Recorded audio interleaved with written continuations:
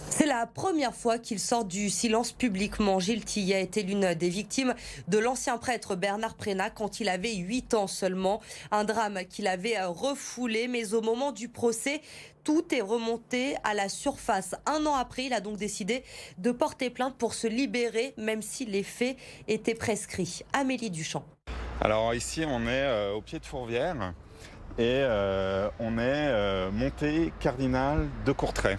Le cardinal de Courtrai, un des premiers à être informé officiellement des actes de Bernard Prénat en 1991. Pour Gilles Tillet, qu'une rue porte son nom est intolérable. Attribuer une rue à un type qui a couvert des faits de pédophilie à grande échelle, mais je sais pas, pourquoi pas avenue Barbarin ou même école primaire Bernard Prénat pendant qu'on y est. Enfin, il y a quelque chose de... Moi, quand j'ai découvert ça, mais j'ai eu vraiment la nausée, quoi. Dans les années 80, Gilles avait 8 ans. Il faisait partie des 400 scouts du groupe Saint-Luc, dirigé par Bernard Prénat. Pendant un an, le prêtre le viole à plusieurs reprises, mais Gilles oublie. Je l'ai complètement effacé de ma mémoire jusqu'au procès de Prénat.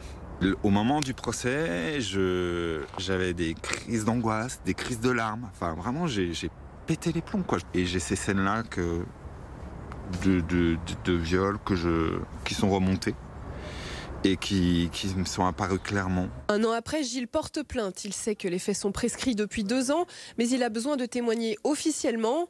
La plainte a été classée sans suite en décembre dernier. Pourtant, depuis, Gilles revit. Je suis plus au RSA. Maintenant, je gagne ma vie.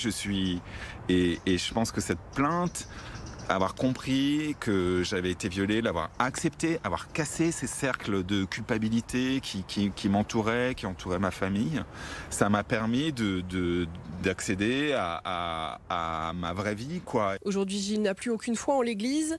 Pour lui, l'institution sera dans le déni tant qu'elle ne reconnaîtra pas la sexualité des prêtres.